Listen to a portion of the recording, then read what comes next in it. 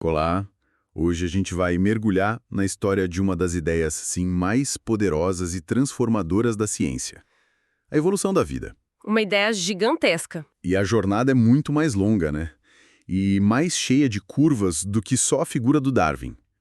A nossa análise de hoje parte de um material que mapeia toda essa saga, desde umas intuições lá na Grécia Antiga até as reviravoltas da genética moderna. Isso mesmo. A missão aqui é entender como a gente saiu de um universo que era visto como estático, sabe? Onde nada mudava, para essa compreensão de que a vida é, na verdade, um processo dinâmico, ela está sempre se transformando. E essa transformação de pensamento foi brutal. É difícil a gente imaginar hoje, mas por séculos a visão dominante no Ocidente era o fixismo. Tudo parado e imutável. Exato. As espécies foram criadas de um jeito e pronto, ficariam assim para sempre. O que a gente vai explorar aqui não é só o surgimento de uma teoria científica nova. É o desmoronamento de uma certeza de milênios. Uma revolução mesmo na forma como a gente se enxerga. Certo. Então vamos começar por aí. Essa ideia de que a vida muda não apareceu do nada na cabeça de Darwin. De jeito nenhum. Lendo o material que a gente recebeu, fica claro que existiram pioneiros, sabe? Pensadores que plantaram as sementes bem antes. Tem Anaximandro, na Grécia, que sugeriu que a vida veio da água, Buffon, já no século XVIII, falando que o ambiente podia modificar as espécies, e até o avô do próprio Darwin, o Erasmus, que, assim, meio que flertou com a ideia de um ancestral comum. Mas quem foi que realmente tentou montar esse quebra-cabeça primeiro? O primeiro a propor um sistema, uma teoria de fato organizada, foi Jean-Baptiste Lamarck, lá no comecinho do século XIX. Lamarck? E o fascinante sobre ele é isso. Lamarck não se contentou em só dizer, as coisas mudam. Ele tentou explicar o mecanismo por trás da mudança. A teoria dele se apoiava em duas leis principais. Ok. A primeira é a lei do uso e desuso. Parece complicado, mas a ideia é super simples. Partes do corpo que são muito usadas se desenvolvem, e as que não são usadas atrofiam. Isso faz todo sentido. Se alguém vai para a academia, o músculo cresce. Se quebra o braço e fica com ele engessado, o músculo atrofia. É uma observação do dia a dia. Mas qual era a segunda parte? E é aí que está o pulo do gato. E também, o grande problema da teoria dele. A segunda lei é a da herança dos caracteres adquiridos. Lamarck acreditava que essas mudanças que acontecem durante a vida de um indivíduo, tipo o músculo que cresceu com o exercício, seriam diretamente passadas para os filhos. Essa era a aposta dele para explicar como as espécies se transformavam. Espera aí, para a gente deixar isso bem claro, vamos ao exemplo clássico da girafa que está super bem explicado no nosso material. Perfeito. A lógica do Lamarck seria assim. As girafas antigas tinham pescoços curtos. Certo, essa era a premissa. Para comer as folhas mais altas das árvores, elas se esforçavam esticando o pescoço todo santo dia. Esse esforço constante, durante a vida de uma única girafa, fazia o pescoço dela crescer um pouquinho. Isso. E a parte mais radical é essa.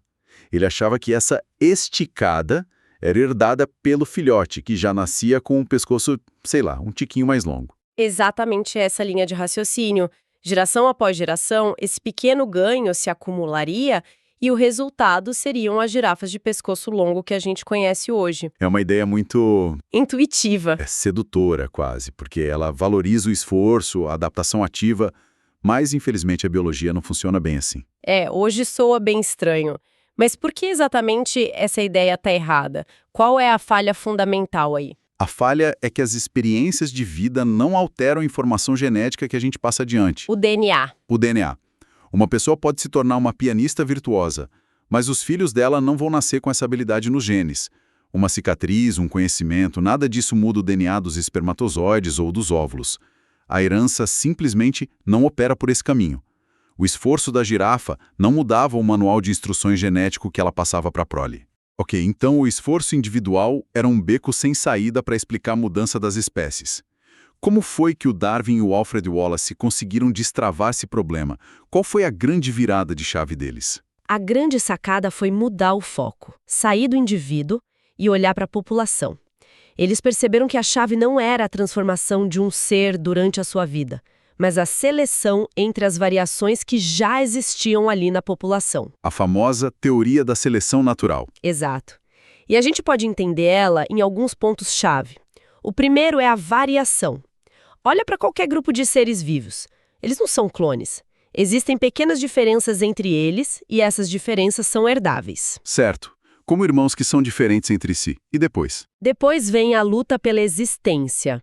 O ambiente tem recursos limitados, né? Nascem muito mais filhotes do que podem sobreviver. Isso gera uma competição inevitável por comida, por parceiros, por abrigo. E também uma luta para não virar comida de outro bicho. Um cenário bem brutal. Bastante. E nesse cenário, a gente chega ao terceiro ponto. A sobrevivência do mais apto. E aqui, apto é a palavra-chave. Não significa o mais forte necessariamente. Significa o mais adaptado, né? Exatamente. O mais bem adaptado àquele ambiente específico. Indivíduos que, por puro acaso, nasceram com variações que dão a eles uma pequena vantagem, uma camuflagem melhor, uma resistência a doenças, eles têm mais chance de sobreviver e, o mais importante, de deixar mais descendentes. E esses descendentes herdam as características vantajosas. Perfeito. O que nos leva ao ponto final: descendência com modificação. Com o passar de muitas gerações, as características vantajosas vão se tornando mais comuns na população. Porque seus portadores sobrevivem e se reproduzem mais. Isso. A população inteira lentamente se modifica. É uma força cega, sem propósito, é um filtro que o ambiente impõe sobre a variação que já existe. E o mais incrível dessa história é que não foi só o Darwin. O material ressalta muito a figura do Alfred Wallace. Como foi isso? Essa é uma das histórias mais famosas de descoberta simultânea na ciência. O Wallace, um naturalista brilhante que estava trabalhando lá na Indonésia, chegou às mesmas conclusões que o Darwin. Sozinho. E em 1858, ele escreveu um ensaio com as ideias dele e, sem saber da dimensão do trabalho do Darwin, mandou para quem? Para o próprio Darwin, pedindo a opinião dele. Caramba! Dizem que o Darwin quase teve um treco. Aquela carta foi o empurrão que ele precisava para finalmente publicar A Origem das Espécies depois de mais de 20 anos de trabalho meticuloso. Que reviravolta! Então, para a seleção natural ficar mais concreta, o exemplo dos coelhos que eu li no material é perfeito. Ótimo exemplo. Vamos imaginar uma população de coelhos que vivem numa região que neva muito. Nessa população, por variação natural, nascem coelhos brancos e coelhos marrons. Ok, a variação já está lá. No ambiente de neve, os coelhos brancos têm uma vantagem óbvia de camuflagem. Os predadores, tipo raposas, enxergam os marrons com muito mais facilidade. Fica um alvo fácil, né? Exato. Com o tempo, mais coelhos marrons são caçados. Os brancos sobrevivem mais, se reproduzem mais e passam os genes da pelagem branca adiante. Geração após geração, a população se torna quase inteiramente branca. A pressão do ambiente, no caso, a predação na neve, selecionou a cor branca. Perfeito. Mas agora vem a parte genial. Imagina que o clima muda.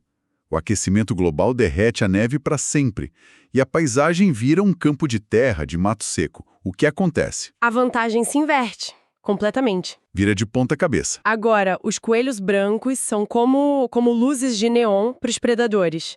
Os marrons, que antes eram os desfavorecidos, agora têm a camuflagem perfeita. A pressão seletiva muda de lado. Os brancos são mais predados, os marrons sobrevivem mais. A população, com o tempo, vai voltar a ser predominantemente marrom.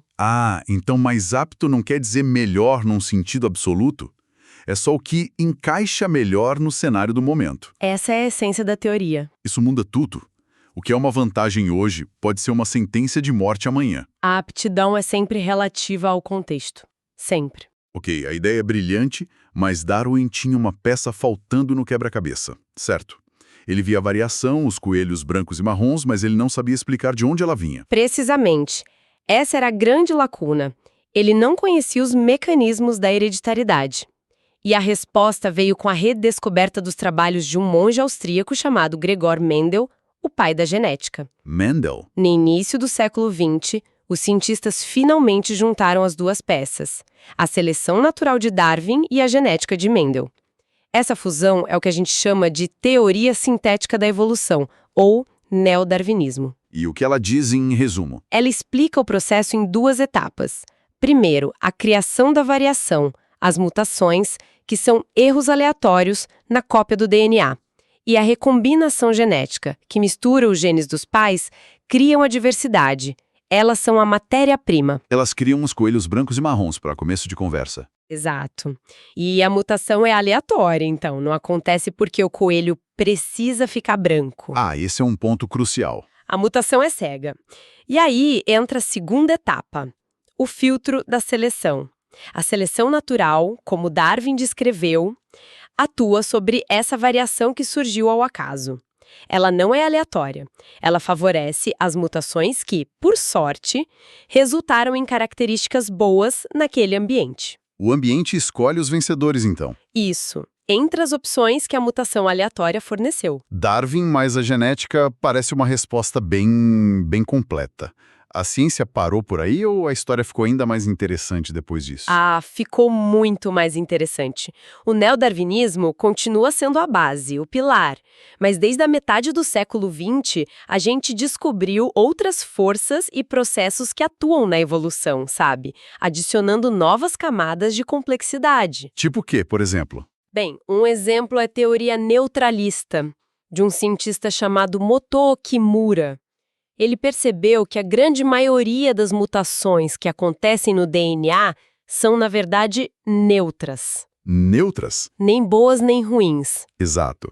Elas não fazem bem nem mal ao organismo.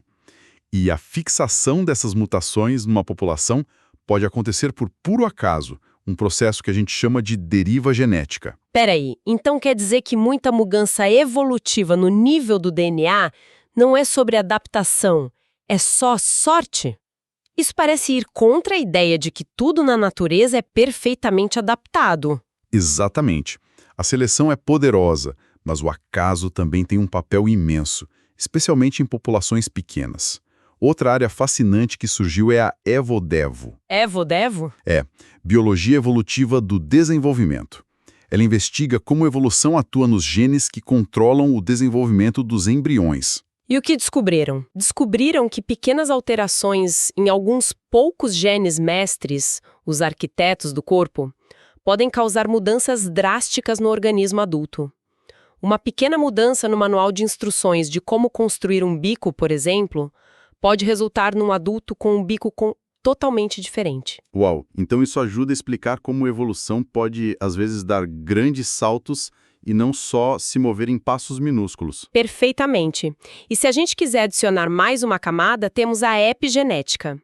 Esse campo estuda como fatores ambientais, tipo dieta, estresse, podem ativar ou desativar genes sem mudar a sequência do DNA. Como se fossem interruptores. Exato, são como etiquetas químicas que são colocadas sobre o genoma. E qual a implicação disso para a evolução? A parte mais intrigante é que, em alguns casos, essas etiquetas podem ser passadas para a geração seguinte. É quase como um fantasma de Lamarck retornando. Nossa! Mas de uma forma que a gente pode testar e entender. Não é que o músculo adquirido é herdado, mas a experiência dos pais pode, de alguma forma, preparar a fisiologia dos filhos através dessas marcas. É um campo novo, super controverso, mas que abre muitas possibilidades. Isso é impressionante. E o material termina com uma ideia que parece virar tudo de cabeça para baixo. A simbiogênese. Sim, a grande contribuição de Lynn Margulis. Isso é uma reviravolta e tanto. Por quê? Porque a gente cresce ouvindo que a evolução é uma competição brutal. Sobrevive o mais apto. Mas o que a Margulis nos mostra é que talvez os maiores saltos evolutivos não vieram da competição, mas sim da colaboração. Da colaboração, não da guerra. Não da guerra, mas de tratados de paz inesperados. O exemplo clássico é a origem das mitocôndrias, as usinas de energia dentro das nossas células. Ok. A teoria, que hoje é super aceita, é que elas eram originalmente bactérias de vida livre. Há mais de 1 bilhão de anos, elas foram engolfadas por uma célula maior, mas em vez de serem digeridas, passaram a viver dentro dela, numa relação de benefício mútuo. Uma ajudando a outra. Exato. A bactéria ganhava proteção e a célula hospedeira ganhava uma fonte de energia absurdamente eficiente. Elas se fundiram. A vida não só compete, ela se une para criar níveis mais altos de complexidade. Que jornada! A gente começou num mundo estático, passou pela tentativa intuitiva do Lamarck, mergulhou na revolução da seleção natural do Darwin, que deu ordem ao caos, e agora a gente chega num cenário onde a evolução é movida pela genética, pelo acaso, por pequenas mudanças na arquitetura embrionária e até por alianças entre seres vivos. A própria ideia de evolução evoluiu. E isso levando a uma questão importante, não é? O próprio material que a gente analisou é um registro da evolução de uma ideia. A teoria está em constante refinamento à medida que novas evidências aparecem. É verdade. Isso me faz pensar, quais das nossas ideias mais modernas de hoje, que parecem tão certas, serão vistas como apenas um degrau, uma etapa intermediária daqui a 100 anos? E que forças da evolução, que hoje a gente nem consegue imaginar, ainda estão esperando para serem descobertas?